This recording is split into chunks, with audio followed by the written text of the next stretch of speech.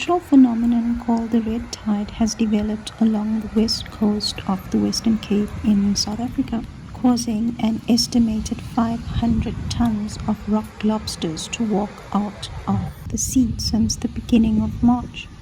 The red tide is a dense accumulation of microscopic algae that blooms and becomes harmful. The rock lobster walkout was along Lambert's Bay, Elands Bay, and along St. Helena Bay. Department officials, local municipalities, law enforcement, and others are trying to find the lobsters that are still alive to rehabilitate them.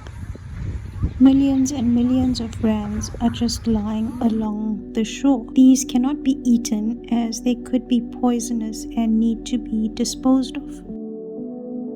Larger marine life can also be affected by the red tide. There's a little shark lying here as well. This has happened before in 1997 and 2000.